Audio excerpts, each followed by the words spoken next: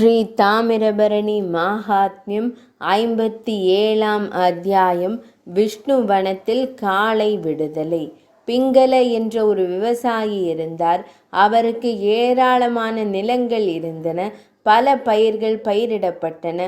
அவருக்கு ஏராளமான கால்நடைகள் இருந்தன. ஒரு முறை அவரது தொழிலாளர்கள் வயல்களை உழுது கொண்டிருந்த போது வயதான மற்றும் பலவீனமான காளைகளில் ஒன்று வயலை உழுது கடின உழைப்பை தாங்க முடியவில்லை. அது கலப்பையிலிருந்து திறந்து காட்டிற்குள் ஓடியது. பின்னர் அது தாமிரபரணி நதியை அடைந்தது. மிகவும் சோர்வடைந்த காளை ஆற்றின் வேகமான நீரில் கொண்டு செல்லப்பட்டு தற்செயலாக விஷ்ணுவனத்தில் விழுந்தது. காளை திடீரென்று தனது கடந்த கால பிறப்பு நினைவிற்கு வந்து கதறி அழுதது.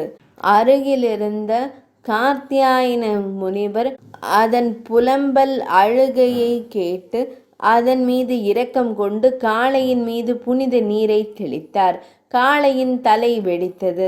வானத்தில் ஒரு ஒளி திரள் உயர்ந்தது. அந்த ஒளி தொகுப்பிலிருந்து ஒரு தெய்வீக ஜீவன் வெளிப்பட்டு முனிவரை வணங்கி, காளையின் வடிவத்திலிருந்து என்னை விடுவித்ததற்காக நான் உங்களுக்கு நன்றி கூறுகிறேன். தயவு செய்து என்னை விஷ்ணு லோகத்திற்கு செல்ல அனுமதியுங்கள் என்று கூறியது. காளையின் பிறப்பில் விழுந்ததன் பின்னணியை முனிவர் கேட்டபோது அவர் தனது கதையை விவரித்தார். அவர் சாக்கல்யா நகரில் கருஷா என்ற வைசியர். அவரும் அவரது மனைவியும் மகிழ்ச்சியான வாழ்க்கை வாழ்ந்தனர். ஒரு நாள் அவர் மாலதி என்ற அழகான வைசிய பெண்ணை கண்டு மையல் கொண்டார். அவர் அவளை திருமணம் செய்து இரண்டாவது மனைவியாக ஏற்றுக்கொண்டார். காலப்போக்கில் அவர் அவளுடன் மிகவும் பற்று கொண்டதால் அவர் தனது முதல் மனைவி சௌகந்திகா மீது வெறுப்பு கொண்டு அவளை மோசமாக நடத்தவும் அடிக்கவும் தொடங்கினார். உணவு இல்லாமல் அவள் இறுதியில் உயிரை இழந்தாள்.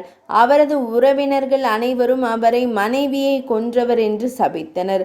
சௌகந்திகாவின் தந்தை ஒரு துறவி. கோபத்தில் அவரை ஒரு காளையாக மாற சபித்தார். உடனடியாக அவர் ஒரு காளையாக மாறினார். அவர் சுற்றி திரிந்தபோது அவர் நினைவை இழந்து விவசாயியால் பிடிக்கப்பட்டு பல வருடங்கள் வயலை உழுது கொண்டிருந்தார். தெய்வீக தற்செயலாக அவர் புனிதமான தாமிரபரணி மற்றும் காத்யாயன முனிவரை தொடர்பு கொள்ள நேர்ந்தது. இந்த கதையை கூறிய பிறகு தெய்வீக மனிதர் முனிவரை வணங்கி விமானத்தில் வைகுந்தத்திற்கு சென்றார்.